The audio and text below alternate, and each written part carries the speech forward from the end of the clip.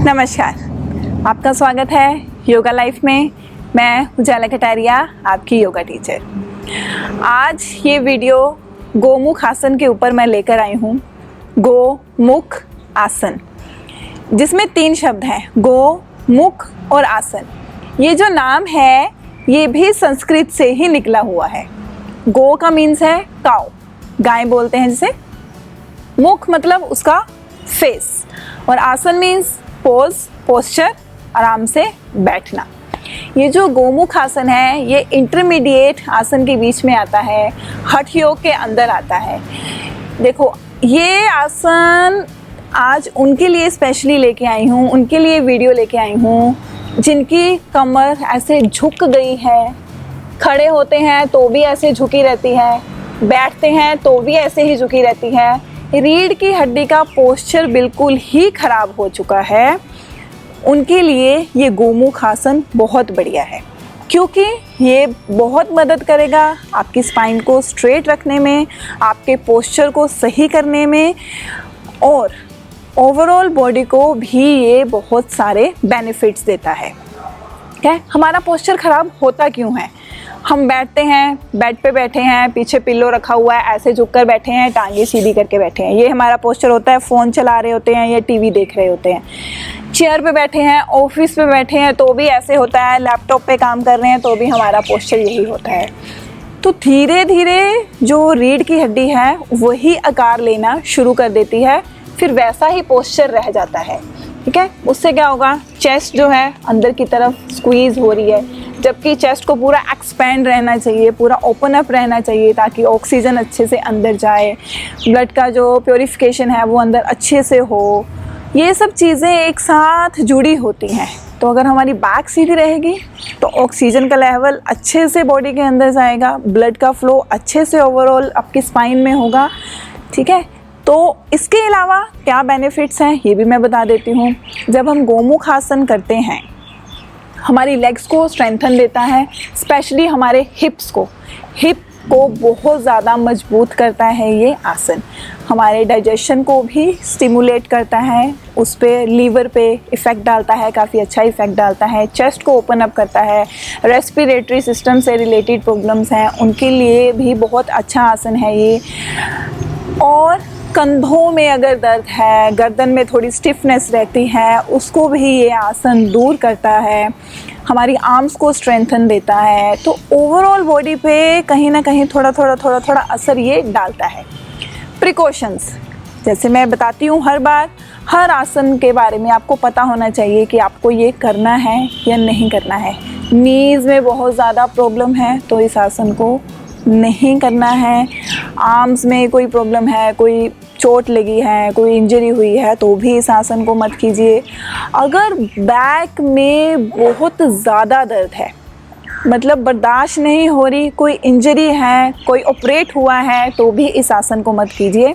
Otherwise अगर थोड़ा सा आपकी बैक में स्ट्रेस रहता है, थोड़ा आपको पेन फील होता है, तो कहीं ना कहीं ये आसन उस पेन को ख़त्म करने में आपकी मदद करेगा। तो चलिए बढ़ते हैं, कैसे करना है गोमुख आसन। गोमुख आसन करने के लिए बहुत इजी है, कोई डिफ़िकल्ट नहीं है, बड़े आराम से देखेंगे। सबसे पहले अपनी टांगे इस तरह से सीधी करनी है, सीधा बैठेंगे, अभी दोनों हाथ साइड पे। उसके बाद क्या करना है, यहाँ पे डीप ब्रीदिंग करो 2 से 3 बार, अपने माइंड को प्रिपेयर करो इस आसन को करने के लिए।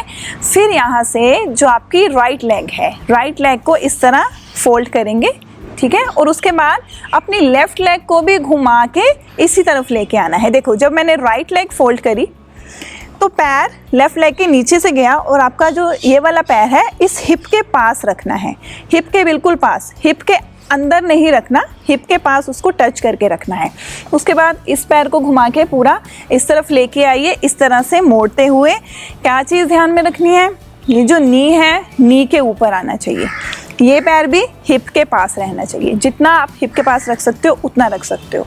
अगर ज़्यादा अंदर रखने में डिस्कम्फर्ट लग रहा है, आपको आरामदायक नहीं लग रहा, तो आप थोड़ा सा पैर ऐसे भी रख सकते हैं, कोई वो कंपल्शन वाली बात नहीं है, but you have to try. कोशिश करेंगे इस तरह अंदर की तरफ रखने की। देखिए नी के ऊपर नी है, ऐसे उठा हुआ नहीं होना चाहिए, एकदम ऊपर रखना है। बॉडी वेट आगे नहीं रखना है, एकदम सीधा बैठना है, पीछे बॉडी वेट पीछे रखना है। देखिए ये जो चीज़ होती है ये रिजेंबल करती है काऊ के फेस को। जो गाय का मुख है ये उसे रिजेंबल करती है। इसे गाय के कान बोल दिया जाता है। और जब आर्म्स की पोजीशन लेंगे हम, वो भी मैं आपको बताती हूँ अभी कैसे लेनी है, उसे गाय के सींग बोल दिया जाता है। तो कहीं ना कहीं ये जो आसन है काऊ से मिलता जुलता है, इसलिए इस आसन का नाम गोमुख आसन है। देखिए अब क्या है, राइट लेग नीचे है, लेफ्ट लेग ऊपर है। जो लेग ऊपर होती है उसी तरफ की बाजू ऊपर जाएगी। क्या करना है, अपने इस हाथ को इस तरह शोल्डर पे रखते हुए, शोल्डर पे रख दिया। अब ब्रीद इन करते हुए अपनी एल्बो को ऊपर आसमान की तरफ लेके जाना है, पूरा सीधा। ऐसे नहीं होनी चाहिए ये एल्बो। कई लोग ऐसे रख के करते हैं, ऐसे, ये भी गलत है, एकदम स्ट्रेट। पहले आप सिर्फ इस हाथ की पोजीशन लीजिए, इस पे फोकस रखिए कि एल्बो एकदम स्ट्रेट है ये नहीं है। जिस तरफ की लेग ऊपर थी उस तरफ की बाजू ऊपर चली गई। अब राइट हाथ जो है इस तरह पीठ पे लेके जाएंगे, पीछे पीठ पे रखते हुए ऊपर की तरफ, फिर उस दूसरे हाथ की तरफ लेके जाएंगे। दोनों हाथों को पीछे ऐसे इंटरलॉक करना है इस तरह से। अगर आपसे ऐसे नहीं होता है, एक उंगली पकड़ लो, दो पकड़ लो, इतना हो रहा है इतना कर लो जितना हो रहा है। अगर ऐसे भी हो रहा है तो ऐसे रखो। धीरे धीरे विद द प्रैक्टिस आपका हाथ जो है पास आने शुरू हो जाएंगे। अभी मैं फ्रंट व्यू दिखा रही हूँ, बाद में आपको मैं बैक भी पीछे से भी दिखाऊंगी। इस तरह से दोनों हाथों को मैंने पीछे लॉक कर दिया। देखिए एल्बो स्ट्रेट, पूरा स्ट्रेट, बैक स्ट्रेट। कोई इसमें ऐसे होने का कोई काम ही नहीं है। कमर एकदम सीधी रखेंगे, सामने देखेंगे, आंखें बंद भी कर सकते हैं। स्ट्रेच आ रहा है, आर्म्स पे स्ट्रेच आ रहा है, लेग्स एकदम टाइट हो चुकी हैं, लेग्स की मसल्स एकदम टाइट हो चुकी हैं, हिप्स पे बड़ा अच्छा स्ट्रेच आ रहा है, बैक पे अच्छा स्ट्रेच आ रहा है। तो वो स्ट्रेच को बड़े आराम से फील करिए, कहाँ कहाँ किस किस बॉडी पार्ट पे आपको स्ट्रेच फील हो रहा है। बड़े ध्यान से देखना है। कुछ देर रुकेंगे, 30 सेकेंड्स। अगर आप 30 सेकेंड्स कंफर्टेबल हैं तो 1 मिनट भी होल्ड रख सकते हैं। इसी पोजीशन में रखेंगे। नी के ऊपर नी रहेगा, पैरों को पास रखना है, कमर सीधी रखनी है, इस तरह से। और जब वापस आना है, हाथों को धीरे धीरे खोलेंगे और धीरे धीरे आर्म्स को वापस लेके आएंगे। अभी मैं आपको इसका बैक व्यू दिखाती हूँ। देखिए पीछे से वही, फिर मैं लेफ्ट आर्म ही ऊपर है मेरी, इस तरह मैंने ऊपर रखा इसको, एल्बो को पूरा ऊपर की तरफ, आसमान की तरफ पूरा किया। उसके बाद ये हाथ नीचे से आते हुए इस तरह से हाथ के पास लेके जाना है।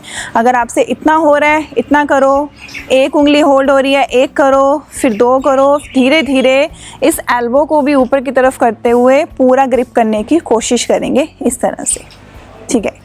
अगर आपके हाथों में बहुत ज़्यादा डिस्टेंस है, इतना डिस्टेंस है, उसका भी एक सोल्यूशन है हमारे पास। देखिए, चाहे तो आप हैंड टॉवल यूज़ कर सकते हैं या फिर इस रबर बैंड, इस बैंड को भी यूज़ कर सकते हैं जो रबड़ का बना हुआ है। ये एक्सरसाइज के लिए ही बना होता है। क्या करना है, इस हाथ में पकड़ना है, जो हाथ ऊपर लेके जाना है, इस तरह इसका एक किनारा ऐसे पकड़ते हुए इसको ऐसे लटका देंगे पीछे की तरफ। ये एल्बो को सीधा करेंगे, इस पे ज़्यादा फोकस देना है, एल्बो स्ट्रेट। उसके बाद नीचे वाले हाथ से इस बैंड को जहाँ से भी पकड़ा जाता है वहाँ से पकड़ते हुए धीरे धीरे इस तरह से हाथ को ऊपर ऊपर ऊपर ऊपर ले जाते रहो, ले जाते रहो। धीरे धीरे जहाँ तक लगे कि यही हो रहा है वहीं रुक जाओ।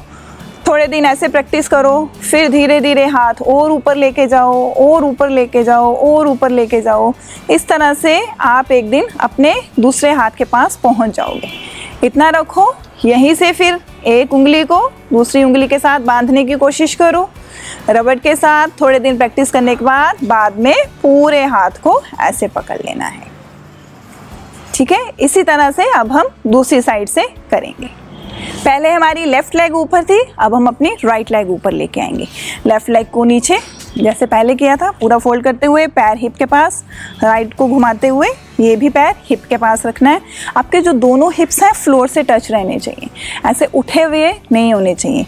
अब राइट लेग ऊपर है, राइट आर्म को इस तरह से ऊपर लेके जाएंगे, एल्बो को स्ट्रेट करेंगे। चाहे तो इस हाथ से पहले स्ट्रेट कर दो, फिर ये हाथ पूरा पीछे से जाते हुए आपस में इंटरलॉक करना है और यहाँ पे रुकना है। आंखें बंद करेंगे, चेहरे पर प्यारी सी मुस्कान रखेंगे। स्ट्रेचेस को फील करिए। नॉर्मल ब्रीदिंग रहेगी, सामान्य गति से सांस अंदर बाहर। और फिर जब वापस आना है, आराम से हाथों को छोड़ेंगे, धीरे धीरे करके अपने हाथों को वापस लाएंगे।